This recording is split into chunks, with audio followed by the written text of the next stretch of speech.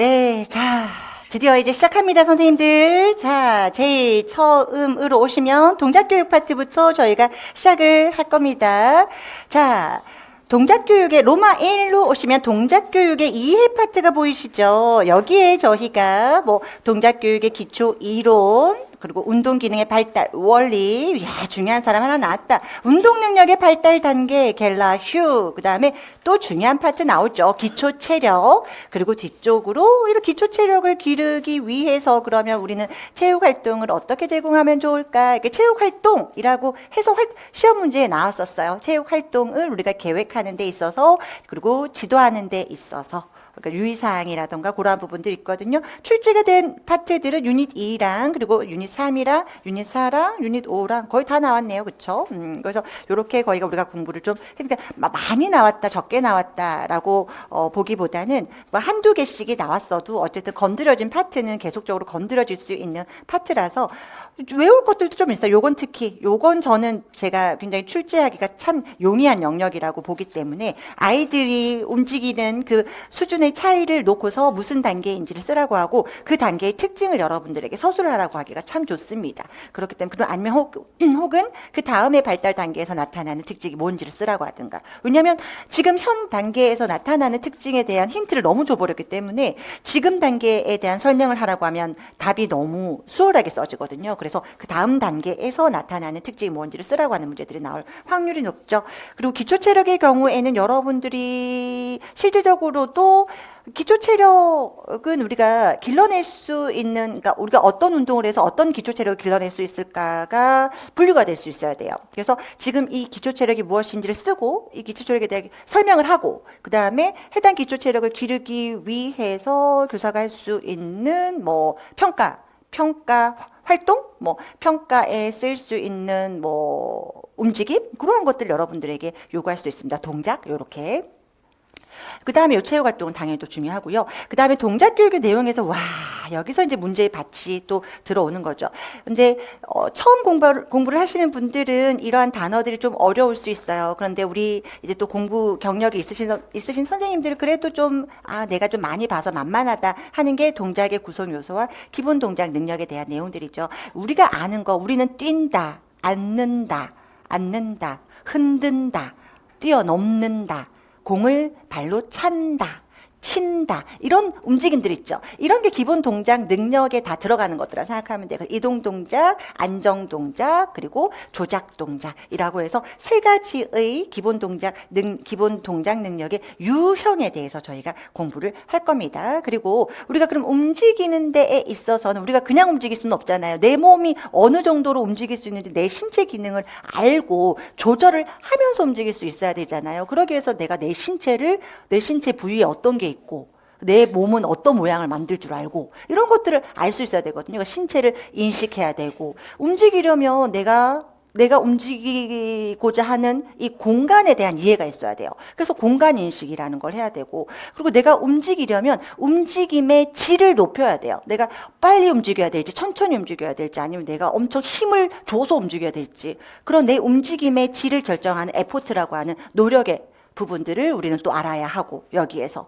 그리고 또 한 가지는 우리는 그냥 사람이 움직이는 게 아니라고 우리는 어떤 주변에 있는 여러 뭐 환경들과 관계를 맺으면서 우리는 움직인다고요. 관계 지어져 있다고요. 그렇기 때문에 사람과의 관계, 사물과의 관계 이러한 것들에 대해서 우리가 알아야 하는 거죠. 그래서 그렇게 왜냐하면 내가 어떤 사물을 가지고 조작을 하면서 움직여야 된다면 그 사물을 조작할 때 내게 필요한 어떤 이 기능들이 있어야 되고 조절해야 되는 것들인지 그런 것들을 알면서 움직여야 되는 거니까 그래서 관계 그런 거예요. 그런 게 여기에 들어가는 거예요. 그리고 아까 말씀드렸던 그러한 것들 그러니까 이런 것들을 선생님들 한번 생각을 해봐요. 여러분들이 움직일 때에 제일 먼저 필요한 게 뭐예요? 내가 기본적으로 내 움직임을 균형 감각이 있게 움직일 수 내 몸을 균형을 잘 유지할 수 있어야 되고 내 몸에 있는 이 여러 부위들을 내가 유연하게 잘 내 몸들을 잘 움직일 수 있어야 되고 기능적으로 내 몸이 잘 움직일 수 있어야 돼요. 그러한 것들을 이런 동작의 구성 요소나 기본 동작 능력을 통해서 아이들이 지 몸이 뭔지는 알아야 될 거 아니에요. 내 몸이 어떻게 구성되어 있고 내 몸이 어떻게 움직일 수 있는지 이런 것들에 대한 기능적인 어떤 움직임에 대해서 얘네가 좀 잘 이해했고 충분히 탐색을 했다면 이제부터는 우리가 뭘 해봐야 되냐면 내 몸으로 내 몸으로 내 생각과 내 느낌을 표현할 수 있어야 되고 내 몸이 도구가 되어서 모든 내 발달을 활용할 수 있어야 돼요.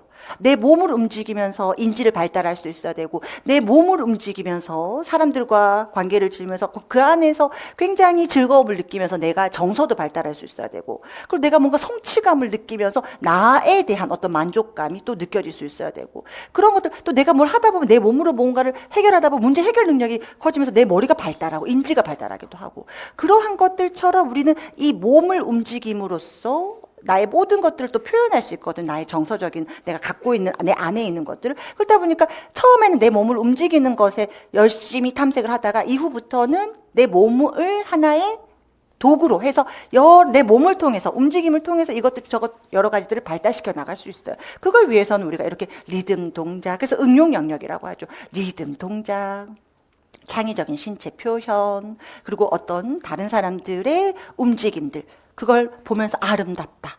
신미감을 느끼면서 나도 저렇게 내 몸을 아름답게 사용하면서 움직여보고 싶다라는 동기가 생기는 그런 것들을 우리가 다룰 수 있다는 거죠. 그래서 동작교육의 내용에서는 이러한 것들을 다룹니다. 그래서 먼저 어떤 것부터 네 몸부터 알아라. 너부터 알아라. 너 자신을 알라. 네 몸을 알라. 내 몸을 알아야 내 몸으로 할 수 있는 아름다운 표현들까지 내 몸을 사용해서 내 모든 전인 발달을 발달시킬 수 있도록 이렇게 우리가 영역을 다루는 것이다. 교육 내용들을. 교육 내용 다룰 때는 이런 교수 방법이 좋대요. 어떻게도 해줘야 돼요. 우리가 실제로 아이들이 움직이는 어떤 방법들을 시범을 보여서 설명을 해주고 그걸 아이들이 따라하면서 효과적으로 자신의 몸을 효율적으로 움직일 수 있는 방법을 알 수도 있어요. 그렇게도 우리는 가르쳐 줄 수도 있어요. 그리고 교사가 목표는 딱 갖고 있지만 거기에 대한 해답을 아이들에게 뭔가 직접적으로 주지는 않으면서 자신이 갖고 있는 어떤 목표를 가지고 유도하는 어떤 질문들을 하면서 아이들이 그 목표에 달하는 어떤 동작들을 자신이 찾아가도록 해주는 방법을 할 수도 있어요. 그리고 혹은 아이들이 정말 창의적으로 자신들만의 방법으로 여러 가지 표현 동작들을 만들어 보기도 할 수 있어요. 우리가 이렇게 하면서 아이들이 자신의 몸을 잘 쓸 수 있도록 우리가 교수할 수 있다는 거예요. 여러 가지 교수 방법들을 통해서. 그리고 교수학습 원리를 할 때도 우리가 어디서 배웠어? 교수학습 원리 선생님들 운영 파트에서 제가 개별화의 원리 같은 걸 예를 들었을 때 어떻게 했었어요? 아이들은 우리가 기구를 쓴다고요. 기구를 쓸 때에도 기구의 크기 아주 작은 애한테 기구를 엄청 큰 걸 줄 수는 없잖아. 기구에 대한 거, 기구의 크기. 기구 아직 운동을 경험해 본 적도 없는 애한테다가 뛰임틀 있다고 걸 뛰어넘어 할 수는 없잖아요. 그런 기구의 난이도라든가 기구의 크기 예를 들었을 때 그런 것마저도 우리는 어디에 들어가는 거예요? 교수학습의 원리에서 개별화의 원리에 우리는 적용을 통해서 기구를 제공해 주는 거거든요. 그러한 것들을 다루는 내용이에요. 그러니까 이게 여기에서도 공부가 시험에 나오겠어요? 안 나오겠어요? 나오지. 이건 우리가 다 해야 하는 것들이니까. 다 중요하죠, 여기서는. 시험에 다 나왔어요. 이건 다 중요해요. 그리고 지금 여기에서도 당연히 우리는 근데 선생님들, 우리는 우선은 뭐가 제일 중요해? 애들이 지 몸을 알고 지 몸을 잘 써야 되잖아요. 기우뚱기우도 심심하면 머리가 무거워서 넘어지고. 걸음이, 마음은 급한데, 자기 마음, 뜻한 바가 있어. 자기도 내가 저기서부터 저기까지 가겠다 뜻한 바는 있다고. 근데 뜻한 바는 있는데 어설픈 거예요. 뜻한 바대로 움직이리라 하는데 스텝이 꼬이는 거죠. 마음대로 되지 않네. 사실 내 몸과 지금 마찬가지긴 한데. 그러니까 내 마음대로 되지 않는 것 때문에 넘어지고. 그러니까 우리가 어떻게 내 마음대로 내 몸을 움직일 수 있게끔 우리가 기회를 주고 경험을 주고 충분히 탐색할 경험을 줘야 되잖아요. 그래서 우리가 요것들을 그럼 어떻게 탐색하게 할까 해서 요게 시험 문제에 많이 나오는 거예요. 여러분들은 아이들의 그런 기본적 동작들을 어떻게 할 수 있도록 기본적 동작들을 완전한 기술로 획득해 나갈 수 있도록 우리는 기초적인 어떤 경험 탐색들을 하게 해줘야 되니까 이거를 알고 경험을 시켜야죠, 여러분들이. 이거는 동작 교육에서 교수학습 방법이라고 부르면서 이것들을 구조화를 합니다. 세 가지를. 그리고 우리는 동작교육에서의 접근법이라고 해가지고서 지금 제가 말씀드렸던 것처럼 아까 아이들이 동작에서의 구성 요소들 아이들이 충분히 자기 신체를 인식하게 할 것이냐 공간에 대해서 인식하게 할 것이냐 내 몸을 움직일 때 질을 높이기 위해서 움직임의 질에 해당하는 에포트에 해당하는 것들을 아이들이 충분히 우리가 경험하게 할 것이냐 그것들을 알아차리게 할 것이냐 그러한 것들에 좀 관심을 많이 가지면 이것을 신체적 접근 방법이라고 해요. 신체적 접근 방법. 그러니까 아이들이 어떻게 할 수 있도록 열심히 경험하고 열심히 탐색해서 움직임의 어떤 요소들, 움직임의 질을 좌우하는 요소들, 그러한 것들을 충분히 인식하고 아이들이 그것을 인식하면서 자신을 움직여 볼 수 있도록 하기 위해서, 그게 뭐라고요? 신체적 접근 방법을 통해서 우리가 교수가 이루어진다라고 해요. 근데 우리가 그랬잖아요. 선생님, 근데 그렇게 이루어지고 나면 그런 것들이 아이들이 충분히 유능해지고 충분히 익숙해지고 충분히 숙련이 되면, 그러니까 숙달이 되면 그때는 어떻게? 그때는 우리가 내가 실제로 나비가 된 것처럼 이런 것들, 이제 이게 뭐야? 내가 내 몸을 움직일 수 있는, 내가 나비가 지금 바람이 살랑살랑 불어오는 따뜻한 햇살 아래에서 천천히 날갯짓을 하네요. 그러면 내가 나비가 된 것처럼 바람을 느끼면서 이렇게 움직이는 거야. 지금 이거는 얘가 뭘 하고 있는 거냐면 적극적 접근법을, 그럼요, 극적 접근법을 하고 있는 거예요. 그러니까 내가 실제 나비가 되어서 상상하면서 움직이게 하는 거예요. 이게 되고 나면 이게 가능해지죠. 왜냐하면 충분히 내가 움직임의 요소들을 많이 써봤으니까, 많이 사용해 봤으니까. 그래서 충분한 경험을 통해서 이게 무언지에 대한 개념이 쌓이니까 나비를 움직이게 할 때 바람을 느끼면서 나비가 움직일 수 있게 하려면 내 몸을 어떻게 써야 될까를 머릿속으로 생각을 하지만 그걸 열심히 탐색해 볼 필요는 없는 거야. 이미 그 전에 내가 충분히 탐색을 하면서 그 움직임에 대한 인식이 있으니까 자유롭게 나의 느낌과 생각을 표현할 수 있게끔. 그러니까 내가 갖고 있는 이 표상을 바깥으로 아이들이 적극적으로 자유롭게 자유의지를 가지고 표현할 수 있도록. 그래서 우리는 그것을 극적 접근으로 활용하는 거예요. 그래서 이런 두 가지의 접근 방법들 안에서도 우리가 대표적인 이론가들이 있어요. 그게 시험 문제로 나오는 거죠. 시험 문제로. 그러면 지금 우리가 봤던 그런 기초적인 영역들과 응용적인 영역들이나 이러한 것들을 좀 합쳐서 하는 그러한 접근법이 있어요. 그러한 접근법은 또 어떠한 것이 있는지 알아보는 거죠. 이 시험 문제로 나올 수 있어요. 이것도. 이건 기본적으로 무조건 우리가 이미 충분히 나왔고 나올 수 있는 것들이 들어가 있고, 이것도 통합적 접근법도 이제 우리가 기본적으로 우리가 유아교육에 가고자 하는 동작교육의 흐름이기 때문에 나올 수 있다는 거죠. 이것도 동작교육 접근법도 그래서 보다 중요하다는 거예요. 리듬적 접근법은 한 번도 시험 문제 나온 적이 없어요. 한 번도 나온 적이 없어요. 왜냐하면 뭔가 문제로 만들기가 좀 애매해요. 애매해. 그래서 이제 Y 같은 경우에는 명확하게 우리가 이 움직임에 대해서 달크로즈의 리듬, 나중에 우리가 음악에 가면 달크로즈라고 하는 음악 교육론가를 우리가 배우게 될 건데, 그러니까 엉망진창이라는 거야. 애들이 민속 음악을 들으면서 무용을 시키려고 했더니 박을 갖다가 애들이 엇박을 헛들어 이러고 있다라는 거야. 근데 이렇게 해야 되는데 이렇게 움직이더라는 거야. 이거 큰일 났네. 그러니까 어릴 때부터 어떤 감각을, 박에 대한 감각을, 박에 대해서 느끼게 하려니까 무릎 머리 선생님 말을 기억해. 머리 선생님이 머리를 말을 안 하고 하면 애들 이렇게 박자를 하나 둘 셋 넷 이렇게 익혀가게끔 하다가 그게 박이 내면화가 되면 이제 민속음악을 듣고 하트가 된다는 거예요. 쉽게 설명을 하면. 그래서 그런 부분들을 교육해서 아이들의 리듬 감각을 길러내고 싶다. 그렇게 해서 민속무용에 대한 체계화된 나름의 교수법을 개발한 사람이라고 생각하면 돼요. 그래서 막 방통대도 지금 이만큼의 와이카트 내용이 들어가 있거든요. 뭔 말인지 하나도 못 알아들어요, 여러분들이. 10번을 읽어도 그건 10회독을 해도 잘 못 알아들어, 사실. 걔는 좀 그런 애야. 어쩔 수 없어. 와이카트가 좀 그래요. 그래서 이것을 웃기게 이해하지 않으면 이해가 잘 안 돼요. 그래서 그런 방법들. 이것들은 뭐 크게 우리가 사실은 음악과 좀 연결되어 있는 부분들이라서 제가 강조는 좀 하지는 않습니다. 그래서 와이카트. 그러고 나면 유아 동작 교육을 위해서 교사가 할 수 있는 게 뭐가 있어요, 선생님들? 우선은 안전하게 아이들 운동에 체육 활동에 참여할 수 있게 해야 될 거고, 활동도 말도 안 되게 활동을 계획하면 안 될 거 아니에요. 그렇죠? 그래서 활동에 대한 계획을 할 때든 뭘 할 때든 뭐 환경을 제공해 줄 때건 여러 가지 측면에서 우리가 뭐 교사가 유의해야 되거나 주의해야 되는 점들이 있을 겁니다. 그러한 부분들에 대해서 우리가 이야기를 하는 거예요. 이런 거 다. 그리고 창의성 신장을 위한 요 교사 역할도 중요한 게 뭐냐면, 최근에는 창의성에 대한 부분들이 많이 나오죠. 그래서 어떤 교과에 있어서건 창의성은 굉장히 중요해. 근데 특히 이제 동작 교육에서의 이제 창의성은 누굴 떠올리면 되냐면 김연아를 떠올리시면 됩니다. 그래서 김연아 지금 몇 바퀴 돌았나요? 그리고 지금 이 동작은 지금 한 번도 보지 못한 기술인데요. 독창성 점수 이런 거예요.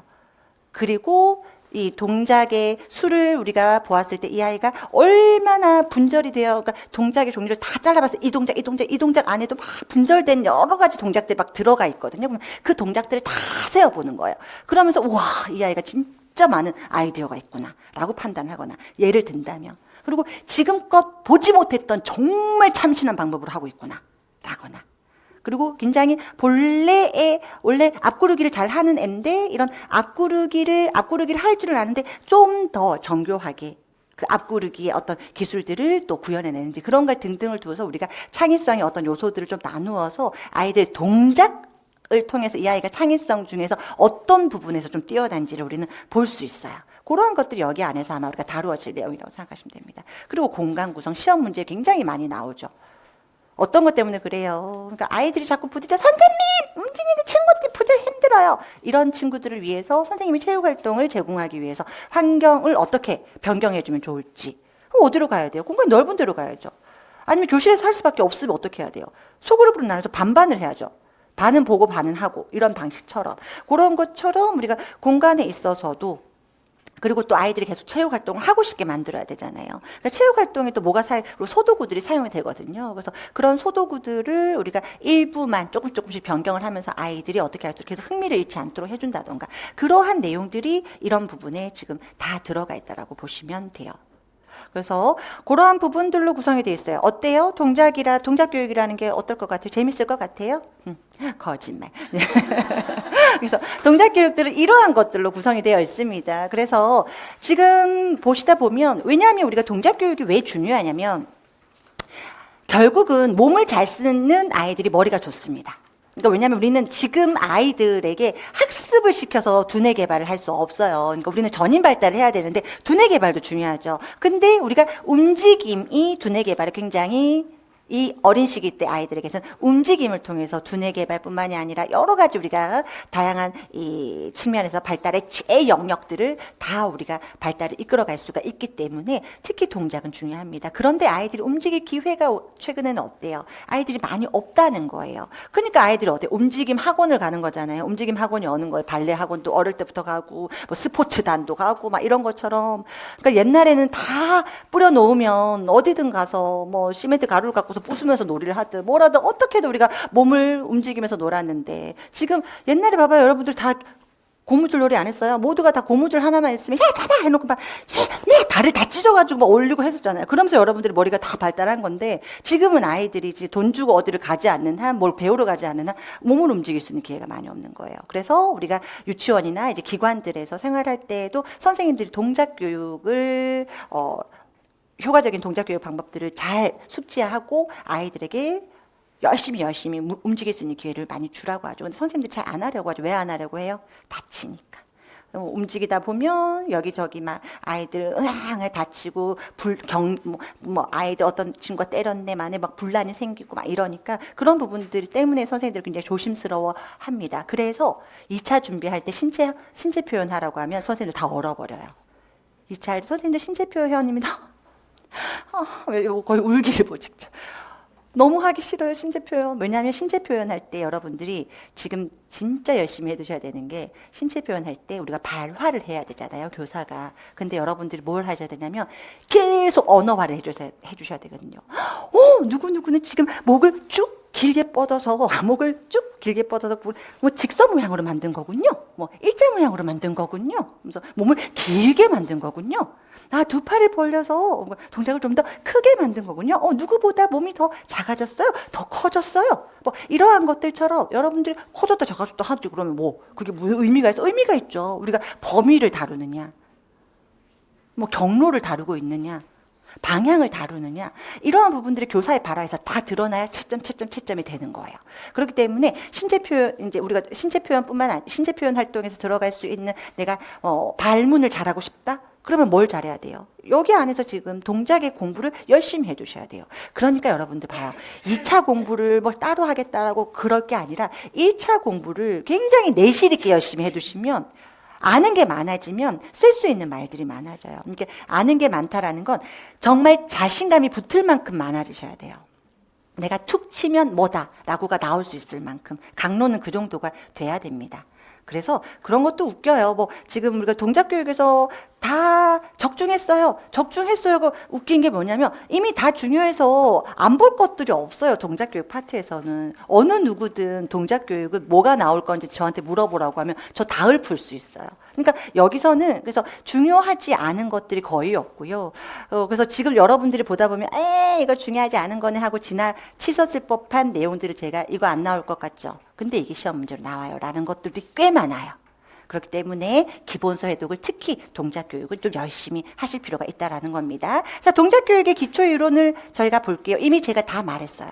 이미 제가 다 말을 했긴 했지만 자, 동작교육이라는 것은 여러분들 이런 거예요. 제가 뭐래요? 아까 기본 원리랑 구성 요소 이거들에 대한 이해가 있어야 된다고 했잖아요. 애들이 내가 내 몸을 어떻게 움직여야 할지를 모르는데 어떻게 움직여요? 그러니까 이것에 대한 동작의 기본 원리, 구성 요소 이러한 것들의 이해를 바탕으로 유아가 자신의 느낌, 감정, 생각을 동작으로 움직이고 적용하는 거. 제가 아까 뭐라고 했어요?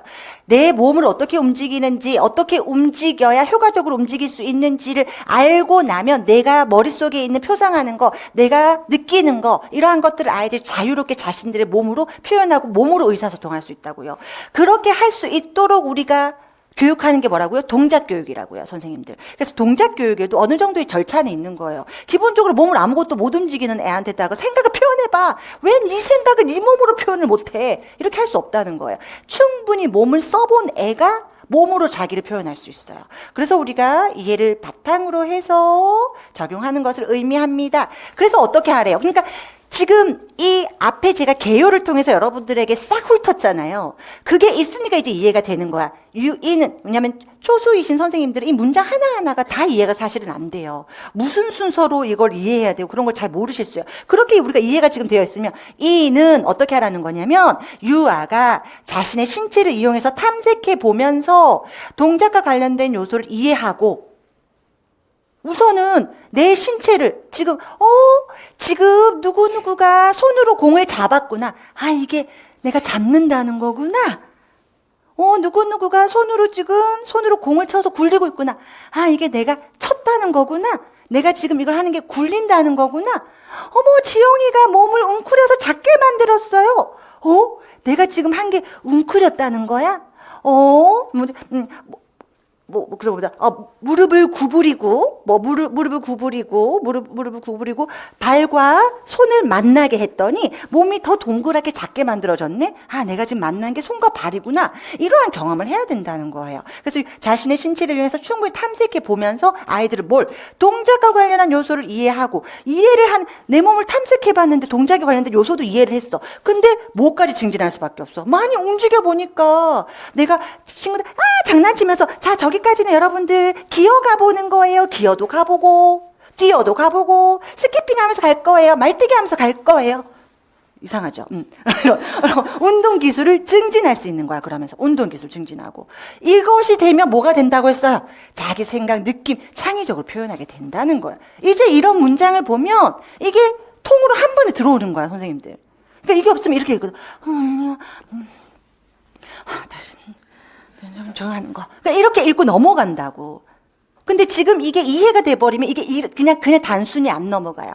이게 되면 나중에 뒤로 나갔을 때 극적 접근법 같은 걸 다뤄도 신체적 접근법들을 다뤄도 쌤이 그때 그렇게 지 몸을 그렇게 예를 들어가면서 하더니 그래 몸을 먼저 알으라는 거구나. 이제 했으니까 표현하라는 거구나. 그런 거구나가 이제 머리에 하나의 틀로 딱 들어와 버릴 수 있는 거예요. 그런 얘기를 하는 겁니다. 그래서 계속 똑같은 말을 하는데 여기서 보면 지금 내 몸을 우선은 알고 움직일 수 있어야 되죠. 그러니까 신체 운동 기술과 아니라 기능적 움직임 우리는 요 파트를 그렇게 아이들이 움직임의 기술을 증진하고 내 몸에 대해서 내가 움직일 수 있는 그런 움직임에서의 어떤 요소들이나 그러한 것들에 대해서 아이들이 알아가는 거 기능적 움직임 파트 그 다음에 자신의 생각을 자유롭고 창의적으로 표현한 표현적 움직임 파트. 근데 하나만 중요하냐고. 우린 동작 교육을 뭘 하는 거야. 이 두 가지가 포함이 된 거라고. 하나만 중요한 게 아니라 이것을 해야 이것이 가능해지는 것이고, 이것만 하면 안 되고 이것도 같이 해야 아이들이 전인 발달을 이루는 것이고, 그래서 두 가지가 다 포함이 되자라고 하는 거예요. 그것을 다른 말로는 또 어떻게 하는데요, 여러분들? 이렇게 뭐 똑같은 말이지만 이렇게 하기도 하고, 또 동작을 위한 교육, 동작을 통한 교육이라고 한다는 거예요. 동작을 위한 교육이라고, 내 몸을 잘 움직일 수 있도록 하기 위한 교육이라는 거예요. 거기 안에 내 몸의 어떤 기능적인 그런 움직임들을 위해서 하는 교육이겠지. 동작을 통한 교육이라는 게 뭐예요? 움직임 갖고서 뭔가를 배운다는 거야, 여러 가지들을. 움직임을 했더니 이렇게 되었습니다. 이랬던 것이 이렇게 됐습니다. 이렇게 된다는 거예요. 내가 그냥 움직이기만 했는데 기뻐서 정서적 만족으로 정서 안정이 되었습니다. 그러면서 어쩌저쩌 성공! 했더니 자기 만족감을 통해서 또 성취감을 통해서 사회성 중에서 자아가 발달했습니다. 이렇게 요런 것들이 된다는 거예요. 그랬더니 이거 어떻게 해야 되지? 구멍을 어떻게 빠져나가지? 내 몸을 좀 더 작게 만들어보자. 이 구멍을 지나가면서 문제 해결 능력이 신장되셨습니다. 점수 1점 획득하셨습니다. 인지 발달, 와! 이렇게 되는 거예요. 그렇게 되는 것이 동작을 통한 교육이라고 보시면 됩니다. 그래서 우리가 여러 가지 말들로 혼용될 수 있어요. 기능적 움직임, 기능적 신체 동작, 동작을 위한 교육, 또 표현적 움직임, 창의적인 동작, 동작을 통한 교육, 이것들은 하나의 맥이라는 거예요. 무슨 말인지 알겠죠? 그래서 우리는 결국 경험을 통해서 정교하고 정확한 운동 기술을 숙달하는 것이 필요합니다, 여러분들. 어떻게 해주는 것이 필요하다고요? 충분한 경험, 충분히 움직이는 경험. 왜냐면 아이들 제가 어떻다고 했어요. 어설프다고. 뜻은 있으나, 의도는 있으나, 내 맘 같지 않다. 그런 아이들이 경험을 하면서 정교하면서 정확한 완전한 운동 기술을 숙달할 수 있게 해야 합니다. 그래야 스포츠가 되지, 선생님들. 그래야 스포츠가 된다고. 그래서 아이들에게 우리가 스포츠를 기대할 수 있어요? 기대할 수 없어요. 왜요? 아니, 공을 넣어야 되는데 공을 못 넣는데 어떻게 스포츠를 해요? 공을 넣으라는데 지 발이 공이 올라가 지가 넘어지는데. 그렇잖아요. 그러니까 그게 공을 차면 그 가운데를 차서 골대 근처로 뭔가 정확하게 아이가 집어넣을 수 있어야 스포츠가 되겠지. 그렇잖아요. 골키퍼 필요도 없어. 어차피 못 들어가는데. 그런 것처럼 우리는 이러한 것이 필요하다는 겁니다. 정확한 운동 기술을 숙달할 수 있도록. 그래서 그걸 토대로 아까 고난도의 체육 활동, 이렇게 스포츠와 같은 전문화되어 있는 그런 부분들, 그리고 예술적인 무용, 내 생각과 감정을 표현할 수 있는 그런 예술적인 무용, 이러한 부분들의 기초 능력을 우리가 충분히 쌓는 거.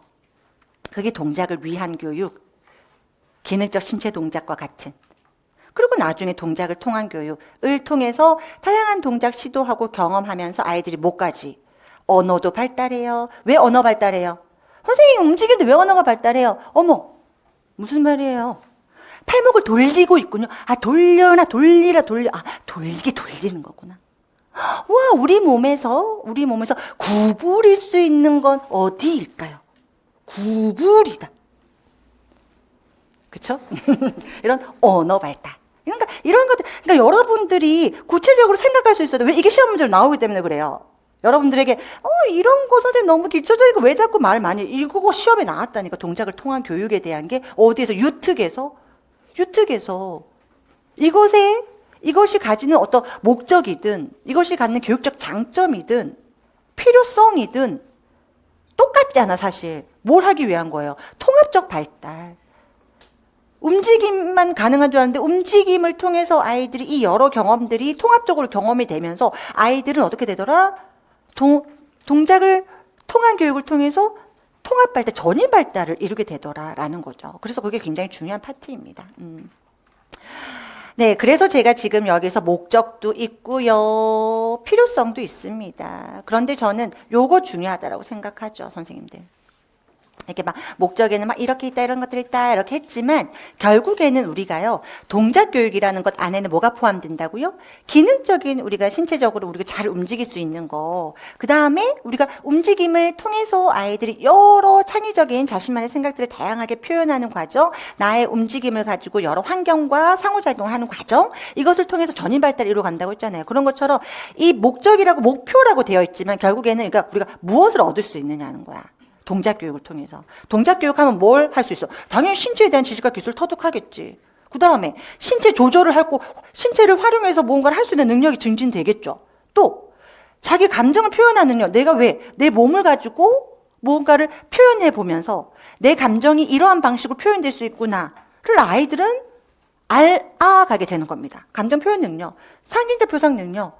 지금 내가 굉장히 가벼운 움직임들을, 내가 지금 뭔가 바람이 불었을 때의 느낌들을 이렇게 나비의 날갯짓으로도 내가 표현할 수 있구나. 라는 거, 그런 것들을 향상시키는 것이고. 동작, 언어 발전, 여기 나오잖아. 제가 구부리다. 달리고 있군요. 기어가고 있군요. 기기를 하고 있군요. 뛰어넘기를 하고 있군요. 높이 점프를 하고 있군요. 이게 다 어디 들어가? 동작에서 언어 발달이지. 동작어 같은 것, 어휘 발달인 거죠, 결국. 그리고, 어머, 너 뛰어넘은 거예요. 이 높은, 지금, 높은 우리가 장애물을 유닛바를 뛰어넘었군요. 원효야, 정말 대단하다. 자신감 향상. 저 정말 괜찮은 친구 같죠? 긍정적 자아개념. 지금 우리가 이 물건을 저기까지 옮기려면 혼자서 움직이긴 힘들어요. 이 큰 공을 우리 친구 2명이서 함께 옮겨주면 어떨까요? 아니면 이 큰 공을 어떻게 하면 우리가 저기까지 옮길 수 있을까요? 2명의 친구들이 함께 들고 우리가 옮길 수 있군요. 그렇게 해서. 아니면 이것을 두 친구가 함께 굴려서 옮길 수가 있군요. 협동 능력, 사회성도 발달한다는 거죠. 그리고 어떻게 해야 우리 몸을 더 작게 만들 수 있을까요? 어떻게 해야 우리가 몸을 더 크게 만들 수 있을까요? 두 친구가 함께 움직여서 몸을 더 크게 움직일 수 있는 방법은 어떤 게 있을까요? 이 고무밴드를 이용해서 네모를 만들 수 있는 방법은 무엇일까요? 다 뭐예요? 실험하고 그 과정에서 충분히 탐색하고 그 과정에서 발견할 수 있는 거, 인지 개념의 발달이라는 거죠. 햇살 아래에 햇살이 쨍쨍 비치는 그 아래에 눈사람이 되었다고 생각해 볼까요? 그 눈사람이 되었다고 생각하고서 눈사람으로 움직여 보세요. 창의적으로 표현할 수 있는 거. 지금 아까처럼 따뜻한 햇살 아래에 살랑살랑 부는 바람 속에서 가볍게 움직이고 있는 나비가 되어 볼까요? 그런 모습을 상상으로 떠올리고 그 모습을 몸으로 표현하고 내가 표현하고 또 아름답게 표현한 무용수의 모습을 표현하고 보고 감상하고 신미가 새롭게 배운 창의성. 까르르 애들이 막 움직이면 선생님 너무 재밌어요. 더 하고 싶어요. 우리 논술에서 뭐 나왔어요? 선생님 기차처럼 기차처럼 움직이는 거 너무 재밌어요. 바깥놀이에서도 더 하고 싶어요. 그래서 바깥놀이에 가서도 아이들이 기차처럼 움직이죠. 즐겁다고요. 즐거우면 여러분들 즐거우면 모든 것들이 활동이 즐겁고 기쁘고 그 과정에서 우리 긍정적 태도를 갖게 된다는 거죠, 여러분들. 그래서 이거 중요하게 체크해 두시라는 거예요. 이런 거 그냥 넘어간다고요. 목표 같은 거 시험 문제 안 나오니까 목표가 아니고 이게 뭐예요? 그러니까 우리가 획득할 수 있는 발달적인 측면에서의 이점이에요, 여러분들. 구체적으로 딱 제시해 줬잖아요. 그러니까 제가 지금 예시를 다 말해 줬잖아. 이 예시를 통해서, 이 예시에서 사례에서 밑줄 그은 것을 통해서, 동작 교육을 통해서 우리가 기대할 수 있는 교육적인 효과를 발달 측면에서 제시를 하라고 하면 그렇게 제시할 수 있는 거죠. 지금 이 큰 공을 저기까지 움직일 수 있는 방법이 뭘까? 그랬을 때 우리가 발달점이 두 가지지. 문제를 해결하는 거니까 하나는 우선은 문제 해결 능력 차원에서 인지 발달이 발달할 것이고 두 번째 어떤 친구가 근데 A로 묶었는데 걔가 친구랑 함께 힘을 합치면 될 것 같아요. 어떻게 하면 좋을까라고 했는데 친구랑 힘을 합치면 좋을 것 같아요. 그럼 어떤 측면에 더 발달을 강조한 거예요? 사회성이지. 협동 능력. 친구들과 함께 힘을 합쳐서 그러니까 이것을 옮기는 공동의 목표를 설정하고 저랑 친구랑 누구랑 힘을 합쳐서 이것을 굴려서 가져가면 좋을 것 같아요. 와, 좋은 방법이야. 서로 문제 해결 능력도 신장을 했지만 어떠한 부분에 더 포인트가 있는 거예요. 친구들과 힘을 합쳐서 공동의 목표를 세워서 힘을 합쳐서 그것을 아이들이 함께 이루어가는 과정을 강조할 수 있다면 그것은 우리가 사회성 발달 측면으로 연결해서 협동을 우리가 유도함으로써 협동 경험을 우리가 유도함으로써 사회성 발달을 촉진할 수 있다라는 거. 그리고 아까처럼 문제를 해결하는 두 가지 쓰라고 둘 다가 가능할 수 있죠.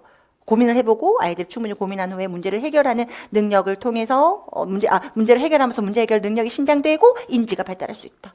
이렇게도 연결할 수가 있고요. 그래서 그런 부분들을 우리가 제시할 수 있다라는 겁니다. 자, 운동 기능의 발달 원리는 우리가 할 필요가 없어요. 왜? 다 공부했던 거예요. 예를 들어 우리가 운동 기능 발달도 신체 근육 조절할 수 있는 운동 기능 발달도 뭐가 있더라? 일정한 경향이 있더라. 이미 일반화된 공통 원리가 있다는 거예요. 그렇죠. 우리가 발달에서는 신체 운동 능력의 발달, 신체의 발달도 보면 운동 능력도 어디서? 머리에서 가장 가까운 부분부터 발달하는 두미 발달 원칙이 적용된다라는 거. 근원 발달, 중심에서 말초로 간다는 거예요. 중심에서 말초. 그래서 우리가 팔에서 시작해서 손목, 손, 이렇게 손가락, 이렇게 나아가는 게 근원 발달. 중심에서 말초로 가는 거. 좀 큰 움직임에서 우리가 어떻게 된다는 거. 큰 움직임에서 여기는 뭐예요?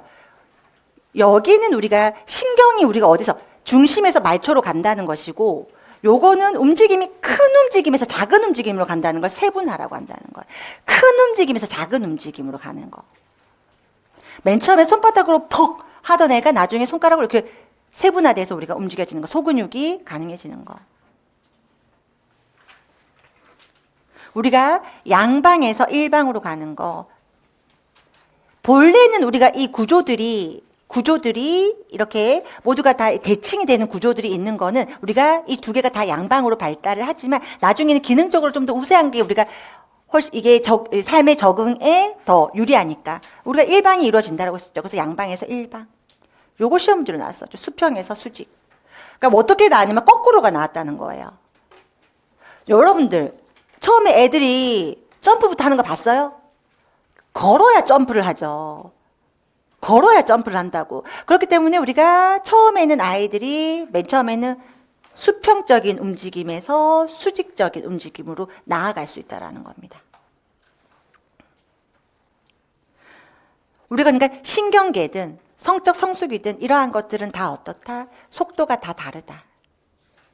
이건 우리가 독립발달의 원칙이라고 부른다는 거예요. 패턴이 성장계 뭔가 발달하는 패턴들은 다르다라는 거죠. 뒤로 넘어와서 유닛 3에 해당하는 걸 우리가 굉장히 제가 중요하다고 말씀을 드렸었죠, 여러분들. 운동 능력에서의 발달 단계. 자, 보세요. 운동 능력이 기본적으로 연령이 증가하면서 우리는 방향 순서는 일정하게 발달합니다. 그래서 갤라휴의 입장에서는 이렇게 발달한다는 거예요. 반사적 동작에서 시작해서 초보적 동작, 기본적 동작, 전문화된 동작으로 나아간다. 하지만 속도의 차이는 당연히 있죠. 개인 차이에 따라서 다르다는 거죠. 하지만 이 발달 단계를 반사적 동작을 하다가 갑자기 전문화된 동작으로 나아갈 수는 없다. 이 발달의 단계들은 모두 다 거쳐야 하는 방향과 순서가 있다. 그래서 순차성이라고 하죠. 순서가 있고 방향이 있다는 겁니다. 그래서 아이들을 보더라도 처음에는 어설프게 움직이던 아이들이 점차 숙련된 움직임을 하고 나중에는 초등학교에 가면 이 아이들이 모두 가능해요. 친구들과 축구도 가능하고. 그렇다고요. 그런 부분들에서 우리가 불안정한 움직임이 점차 어떤 움직임으로 나아가는 거다? 숙련되고 유연하고 완전하고 정확하게 움직여질 수가 있는 거죠. 불안정한 움직임이 숙련되고 유연하고 완전한 자세로 발전하게 된다. 이것들이 쓸데없는 말 같죠? 그렇지가 않아요. 기본적 동작기에 나중에 우리가 이 기본적 동작기에 들어가면 아이들의 움직임들이 점차 이렇게 되어가요. 점차. 숙련되고 유연해지고 협응이 가능해지고 왜냐하면 딱딱하게 움직이던 움직임들이 좀 더 부드럽게 움직여지고 그것을 나중에 우리가 기본적 동작기에도 나중에 3가지 단계로 나뉘어져요. 그래서 요때 딱 딱딱하게 요때 움직임의 특성, 요때 움직임의 특성, 요때 움직임의 특성들이 좀 달라요. 요때는 좀 딱딱하고 그런 유연하지 못한 움직임들이 보여지던 것들이 조금 더 부드러워지는 어떤 움직임들로 나타난다. 이런 특징들이 있어요. 관절이 어떻기 때문에 그래요. 아직은 그러니까 관절의 움직임들을 아이들이 자유롭게 뭔가를 잘 사용하지 못해서 뭔가 뚝딱거린다는 거예요. 뚝딱거린다는 거예요. 그래서 요 단계들을 우리는 어떻게 하냐면 외워야 하고요. 여기서부터 제시가 될 거거든요. 외워야 하고 각 단계별 동작기, 단계별로 우리가 특징들이 있어요. 그 특징들도 여러분들이 암기를 하셔야 됩니다. 자, 그래서 우리가 처음에는요, 잠시만요. 생후 1년 이내에 신생아에게서 나타난 최초 운동 발달의 특징입니다. 라고 되어 있습니다. 근데 여기서도 보면, 여기서 저희가 더 자세하게 단계들을 여기서는 오픈하지는 않았어요. 근데 여기 뒤쪽에 오시면, 13쪽을 와서 보시면, 반사적 동작기 안에도 뭐가 있어요? 정보 기록의 단계, 정보 해독의 단계, 뭐 이런 것들이 있다고요, 여러분들. 그쵸? 요때는 우리가 제일 처음에 태어났다라고 한번 생각해봐요. 요때는 아이들이 그냥 순수 반사로 바로바로 그냥 나타나는 그러한 움직임들이라고 보는 거예요. 아이들이 그냥 바로바로 나타나는 부분들.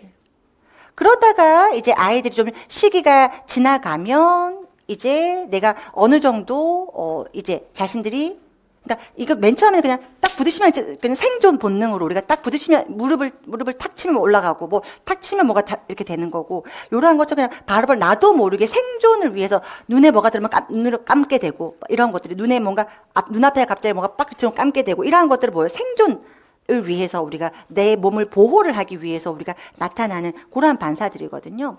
그러한 어떤 반사들에서 시작을 해서 점차 이제 반사 패턴이 아직까지 남아는 있지만 뭔가 자기 나름에서 이제 조절을 해서 쓰는 시기들이 온다는 거죠. 뭔가 여기를 가져갔을 때 내가 뭔가 이게 느껴졌을 때 일부러 잡기 위해서 이거를 내 반사 운동을 여기를 뭔가 활용을 해서 조절을 해서 내가 사용을 하게 되는 거. 그런 수준으로 가게 된다는 거예요. 그래서 내가 무엇을 잡을지, 어떤 걸 잡을지, 나름의 자기가 뭔가를 그것들을 조절을 해서 이거를 잡을지 말지, 요것들을 내가 좋아하는 장난감에 그걸 잡으려고 일부러 이걸 꽉 더 쥐고, 그러한 모습들이 나타나는 거. 그러한 것들이 우리가 이 각각의 단계별로 조금씩 나타나는 차이라고 보시면 돼요. 그래서 여기에서 다시 단계를 가시면, 반사적 동작은 신생아에게서 나타나는 최초 운동 발달 특징입니다. 그래서 반사는 외적인 자극에 따라 무의식적으로 신체가 움직여지는 겁니다.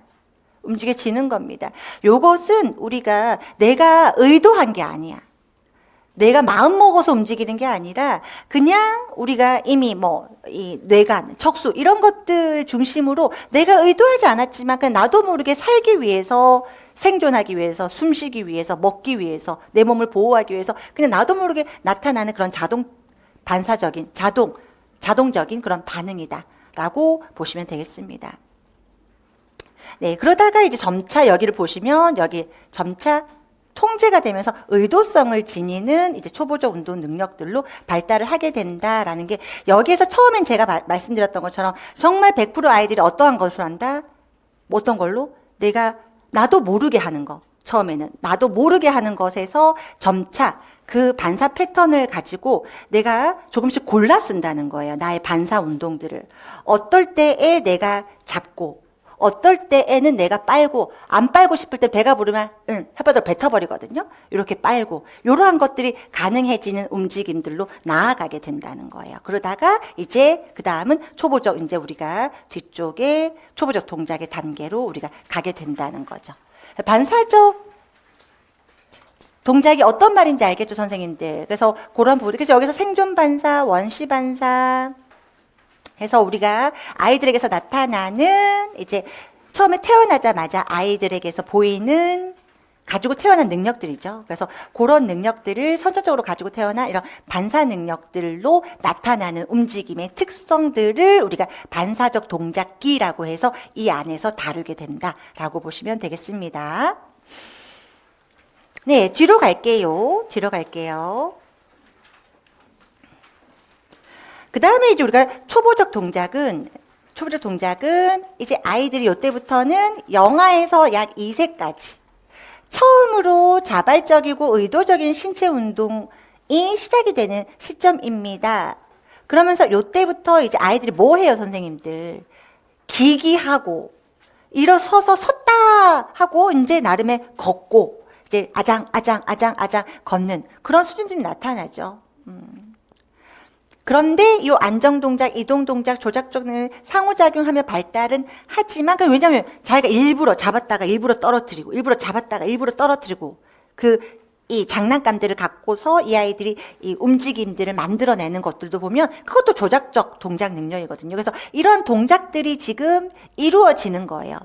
시작이 되어서 이제 어설프게 이제 뭔가가 이제 움직임이 나타나 보이는 거죠. 그래서 반사적 행동은 점차 감소가 되어야 됩니다. 이게 남아있으면 이것도 우리가 장애가 될 수 있어요, 선생님들. 그래서 반사적 동작들은, 행동들은, 그러니까 일부 남아있지만 다른 것들은 이제 이 시기를 지나면 사라져야 돼요. 사라져야 돼요. 일부는 우리가 반드시 남아있어야 되는 것들도 있지만, 거의가 우리가 다, 이제 이 시기를 지나면, 반사적 동작기를 지나면 다 사라지게 돼요. 점차 감소하면서, 불완전해 보이는 이제 기초 움직임들이 어설픈 움직임들이다. 저기서부터 저기까지 가고 싶은데 제대로 사실 자기 움직임들이 구현되기는 어렵죠. 그래서 기초 움직임이 나타난다. 하지만 의도적인 신체 운동이 시작된다는 건 내가 저거를 가지러 기어가는, 애들 기어가잖아요. 기어가기도 하고 무릎이랑 이걸로 기어가기도 하고 기기를 해서 배로 가가지고서 뱀처럼 이렇게 배로 해가지고서 가기도 하잖아요. 그렇게 내가 뭘 가지러 아이들 의도적인 신체 운동이 시작이 된다는 거예요. 일어나기 위해서, 뒤집기 위해서 내가.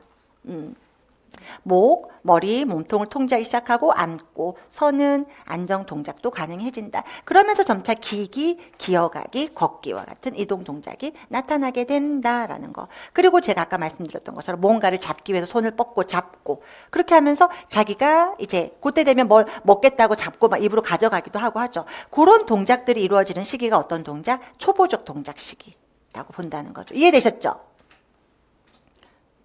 그렇게 되다가 이제 3단계 기본적 동작이 되면 이제 점차 어떻게 된대요? 다양한 기본 동작을 능숙하게 수행할 수 있는 단계 생후 2년에서 7세까지.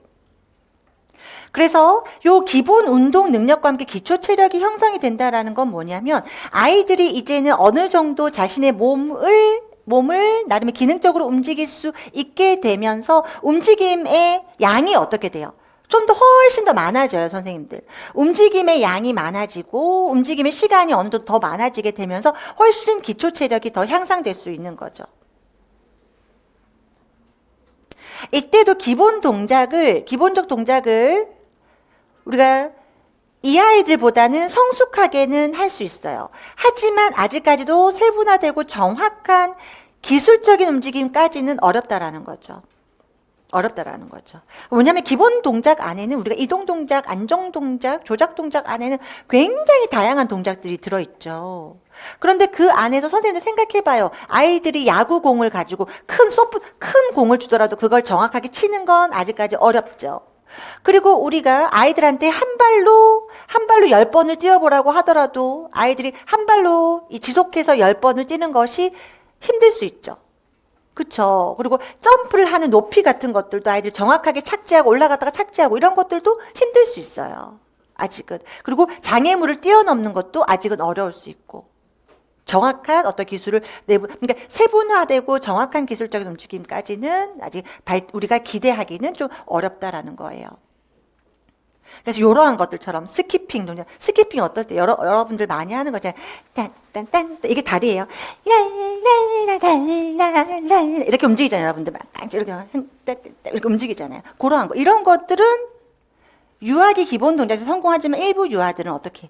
아직 이렇게 좀 더 디테일한 이런 정교성들이 조금 떨어질 수도 있다는 거예요. 그래서 이런 기본적 동작들에는 굉장히 다양한 종류들이 있고 여기 안에서도 아이들에게 좀 더 정교하게 좀 더 세분화되어 있는 그러한 기술을 요구하는 동작들은 아이들이 이 기본적 동작에서 모든 아이들이 다 숙달되지는 못할 수도 있다는 거예요.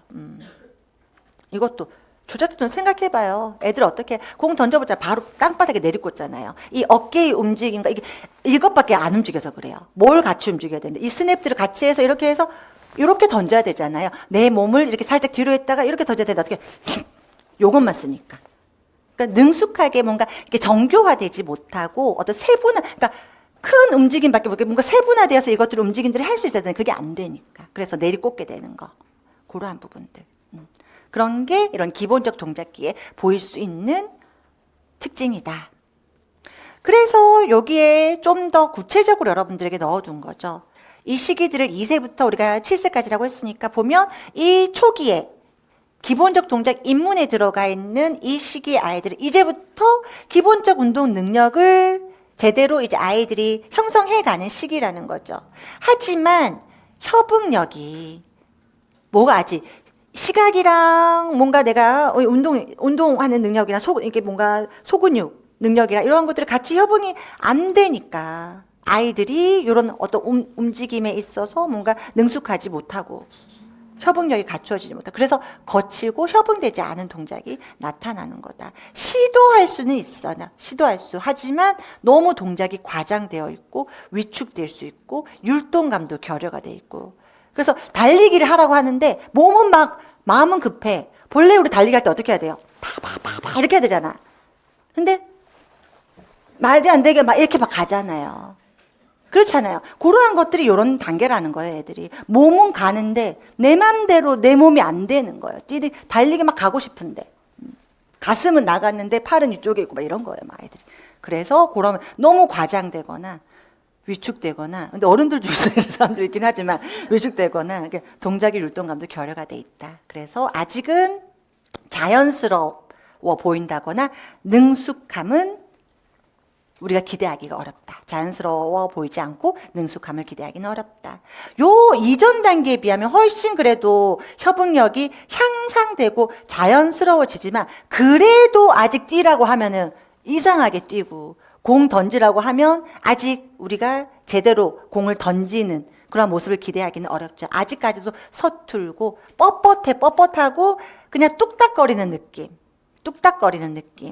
딱딱한 움직임, 그렇게 경직되어 있고 유연성이 결여되어 있다. 그렇게 표현을 합니다. 그래서 누구 움직이는 거 보면 굉장히 뚝딱거리는 느낌이 들고 굉장히 움직임이 딱딱하다라는 느낌이 들 정도예요. 그렇게 표현을 하면 선생님이 우리가 중기 단계에서의 특징이라고 볼 수가 있는 거겠죠. 이제 성숙기가 되면 나름의 이제 능숙이 들어가죠. 능숙하게 되고 이때까지도 아이들이 계속 걸어다니면서 자빠지고 넘어지고 그러지진 않잖아요. 공을 던지라고 하면 계속 땅바닥에 내리꽂고 그러지 않거든요. 능숙하게 되고 이제 신체 협응력이 눈과 손의 협응력, 눈과 발의 협응력 이러한 것들이 생기니까 내가 차야 되는 공이 어디 있는지를 보고 어느 지점에 내가 발을 차야 되는지를 보고 찬다는 거죠. 이게 안 되니까 뭘로 차는 거예요? 자꾸 자기 발바닥으로 자꾸 공을 갖다가 위에를 가지고 자꾸 차다가 넘어지고 그러는 거죠. 근데 이쯤이 되면 나름의 이제 신체 협응력이 증가해서 발로 들고 차고 공을 던지고 잡으려고 하고 그러한 부분들이 들어가는 거죠. 기술적으로 나름 정확해지고요. 움직임의 요소들이 통합이 되어 효율적인 동작으로 나타나게 됩니다. 급속히 발달합니다. 이제 이러한 것들이 능숙해지면 운동 수행이 급속히 빨리 발달하게 돼요. 그래서 더 멀리 던질 수 있고 더 빨리 달리고 더 높이 뛰는 거. 그리고 잡는 거, 공 잡는 거, 이런 것들, 공을 아래로 튕겼다가 잡는 거. 이게 결국에 눈, 손의 협응 능력이 또 필요한 거거든요. 그래서 튕겼다가 이게 정말 6세 때 돼요. 제가 6세 아이들, 제가 근무하던 유치원에서는 저희 원장님이 초등학교 교장 선생님 출신이셨어가지고, 7살은 줄넘기 대회, 6살은 공 튕기기 대회. 그래가지고 6세 애들을 점심 먹으면 이제 점심 먹은 친구들은 선생님 앞으로 옵니다. 자, 공 튕겨 잡으세요. 잡는 것부터 먼저 할 거예요. 왜냐하면 잡아야 튕길 수가 있고 이거를 할 수 있어요. 눈, 손의 협응력이 먼저 필요하니까 올라왔을 때 밀어내야 되는데 우선 공이 안 보여요. 아이들 눈에는. 그러니까 잡는 것부터 하자고요. 왜 안 잡힐까? 초임 때, 제일 초임인데 공 튕기기 대해서 1등은 하고 싶고 옆반 선생님은 부장 선생님이시고 선생님 반 애들은 막 튕기고 있는데 우리 반 애들은 아무도 못하고 있으니까 계속 점심시간 때도 전 밥을 먹을 수가 없었어요. 선생님이랑 같이 해보자. 잡으세요. 계속 그렇게 이게 가능해져. 그래서 내가 이거를 보면 신체 협응력 가능하지. 그럼 할 수 있어. 공도 잡을 수 있어. 그게 이미 경험을 했기 때문에 떠오릅니다. 그리고 증가되고 이런 것들이 가능해집니다. 자, 그렇게 되면 이제 우리가 선생님들 어때요? 전문화된 동작으로 이제 나아갈 수 있다라는 겁니다.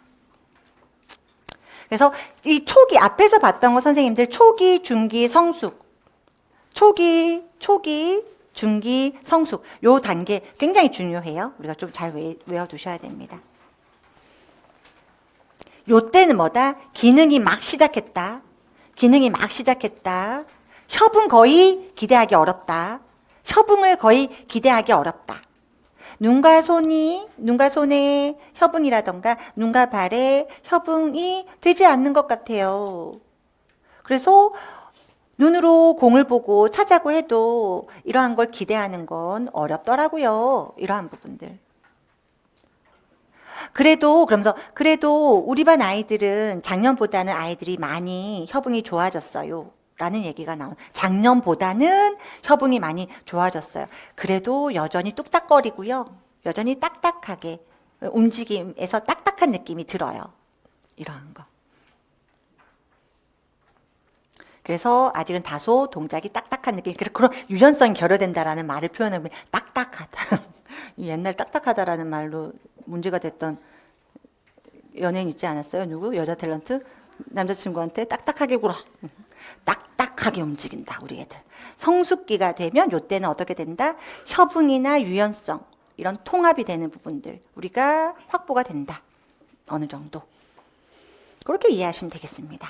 어렵지 않죠, 여러분들? 자, 이제는 뭐 요때가 되면 애들이 이제 여러 가지 다양한 운동 종목, 이러한 것들을 넓게 경험을 하면서 이제는 이 자신이 다져놓은 기본기 같은 것들을 이제는 스포츠 형식 같은 걸로 이제 처음으로 이제 옮겨가는 거예요. 이제 여러 가지 운동 종목들을 이제 이 아이들이 어떻게 하면서 폭넓게 다양하게 경험하는 과정 속에서 이제 게임 같은 것들, 스포츠 형식 같은 것들, 그러한 이 형식들의 운동들로 이제 옮겨가서 움직임을 할 수가 있다라고 보시면 되겠습니다.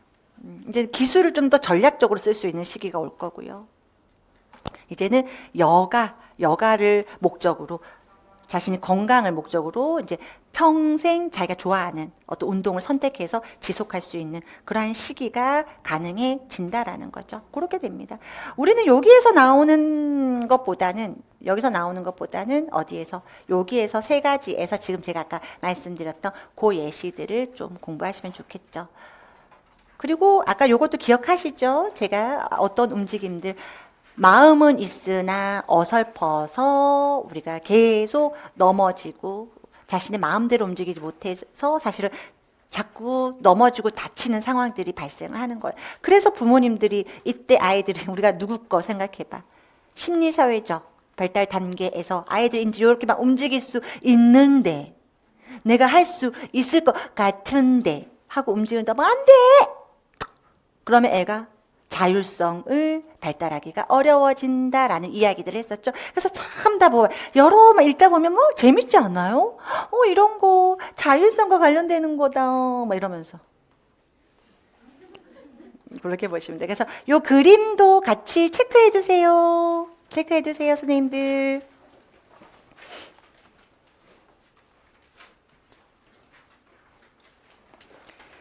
자, 그 다음에 우리가 덩컨이라고 하는 사람의 동작 교육 차원에서는 우리가 이렇게 이 덩컨은 동작 교육에서 우리가 어떤 생각으로 어떤 방식으로 움직임을 교육에 사용했는지, 움직임을 어떤 생각을 갖고서 움직임을 어떤 방식으로 사용할 것인가에 따라서 이런 동작 교육들로 흐름을 나누었다라고 보시면 돼요.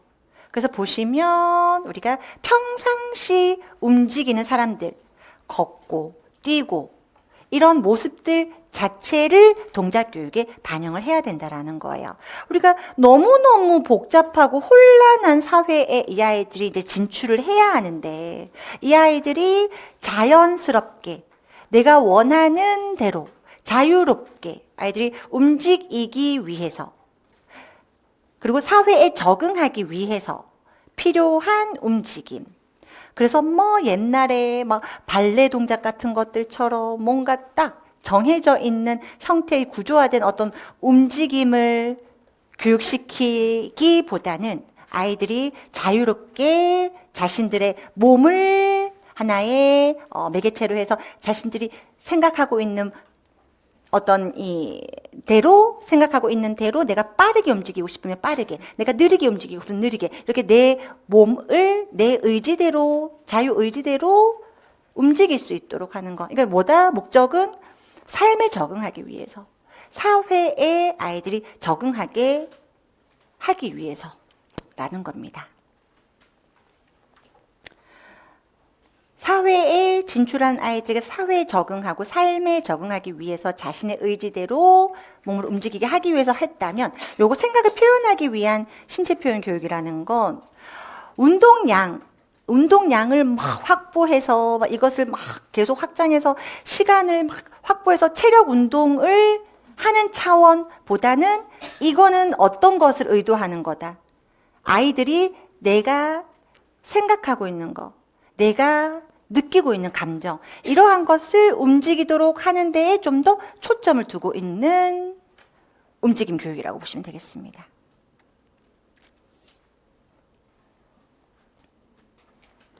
우주를 느끼는 방법으로 팔을 들거나 그래서 이런 거죠. 우주에서 별이 천천히 떨어진다라고 생각하고 한번 움직여볼까, 이런 거 그렇게 한다는 거죠. 그렇게 자신의 생각, 느낌들을 몸으로 표현할 수 있도록 하는 거. 몸 움직임을 그러니까 교육에 어떻게 쓸 거냐 했는데, 이거는 생각을 표현하기 위해서 몸을 움직이게끔 하는 교육이라는 거예요. 이 방식은 또 이렇게도 할 수 있다는 거예요, 여러분들. 자, 그러면 우리가 전인 발달을 위한 어떤 통합교육 차원에서 어떻게 한다는 거예요? 역사 수업 시간에도 파도 치는 바다를 건너가는 어떤 이런 이 바다를 건너서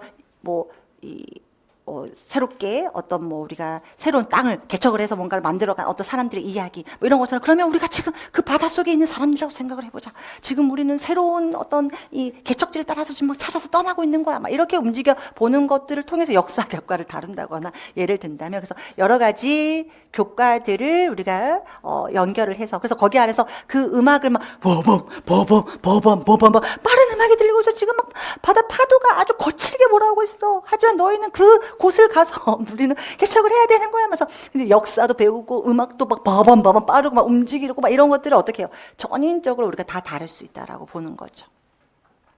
국어 시간에도 어떻게 할 수 있어요? 나비가 팔랑팔랑 움직입니다.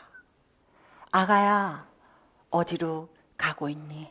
동시를 듣는데, 이제 그 동시를 듣고 거기에서 나비가 팔랑팔랑 이라는 표현을 몸으로 움직여 볼까요? 그러면서 이제 몸으로, 그럼 나비가 팔랑팔랑이라는 부분들을 우리 몸으로 리듬적으로 표현해보면 어떻게 할 수 있어요? 이렇게 통합을 할 수 있다는 거죠. 그러한 거 전인 발달, 그 그림으로도 그려볼 수 있도록 할 거고요.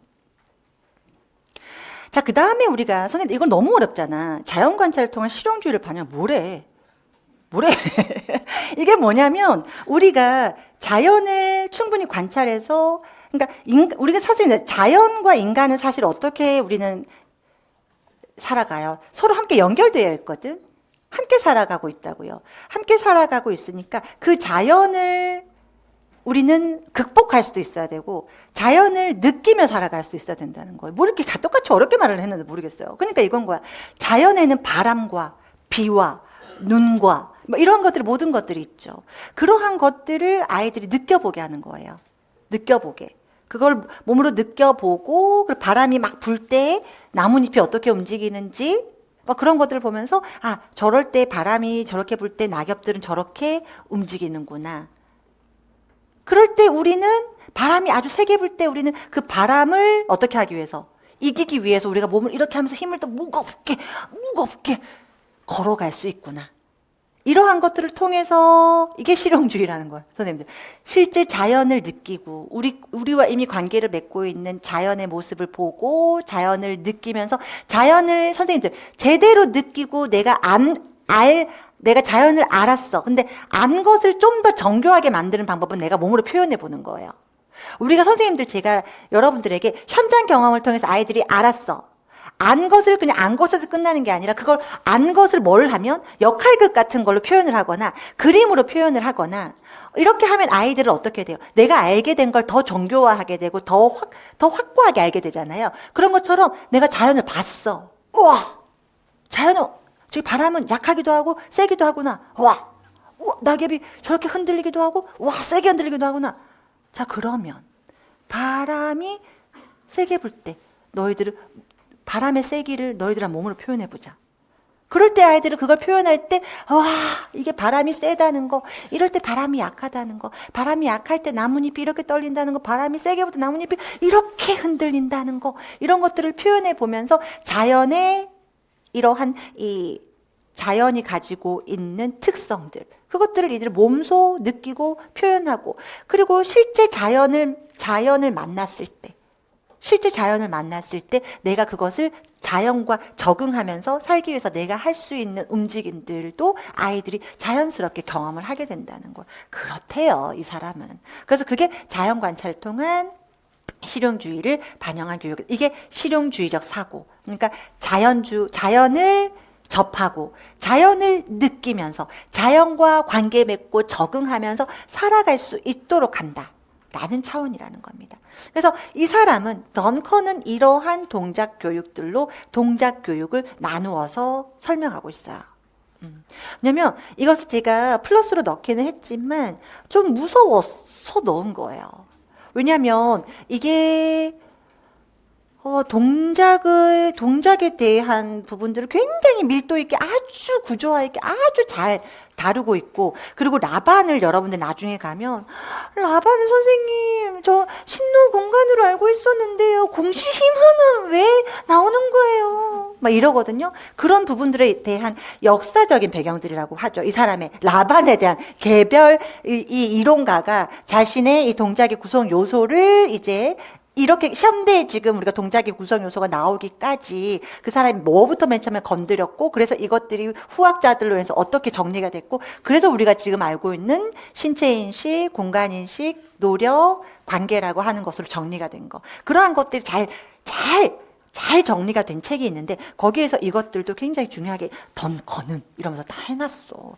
그러니까 제가 이거를 또 그래서 지엽적이 된 거야. 그래서 가지고는 왔죠. 그런데 이해됐잖아. 이해 한번 돼버리면, 저랑 이해했잖아요. 이거 뭐라고?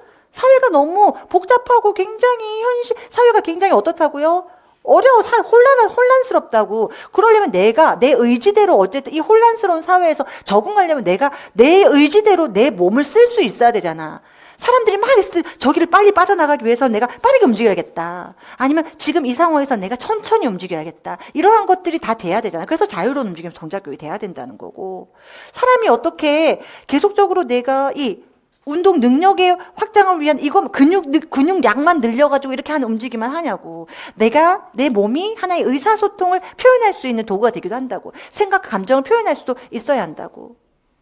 그리고 움직임만에 우리가 집중하는 게 아니라 움직임을 통해서 여러 가지들도 우리가 교육이 이루어질 수 있다고. 그리고 자연과 공존하는 우리는 그러한 존재니까 자연을 관찰하면서 자연을 느끼면서 자연과의 관계 속에서 우리가 삶의 자연과 관계를 지으면서 우리가 자연과 살아가기 위해서는 자연의 특징을 내 몸소 느끼고 그들과 더불어 자연과 같이 살아가기 위해서 내가 표현할 수 있는 내 몸의 움직임들, 자연에 대응해서 내가 또 움직여야 하는 것들, 그러한 것들을 알아갈 수 있게 하라는 거예요. 자연을 느끼면서 자연에 대응할 수 있게. 비바람에는 내가 어떻게 움직여야 되고, 조작적 동작 차원에서 우산을 들고 비바람을 어떻게 막아야 되며, 각도 조절 그거 다 선생님들 뭘 한 거예요? 자연 관찰을 통한 실용주의를 반영한 교육을 한 거예요. 비가 이쪽으로 내리치는 선생님 이러고 다녀요? 아니잖아. 이렇게 하면서 이쪽으로 하기 위해서 내가 허리를 이쪽으로 막 휘고 이렇게 해서 막 걷잖아. 그러한 것들이 다 자연 관찰을 통해 어떻게 보면 이 사람 입장에서는 실용주의를 반영한 교육으로 인해서 획득한 능력들이에요, 여러분들이. 그렇게 움직인다는 거야. 이렇게 들으니까 하나도 안 어렵죠? 그렇게 이해하고 넘어가시면 돼요. 여기까지 하고요. 기초체력부터. 너무 재밌죠, 동작교육. 재밌잖아요. 조금 있다가 잠시 쉬었다가 기초체력부터 할게요.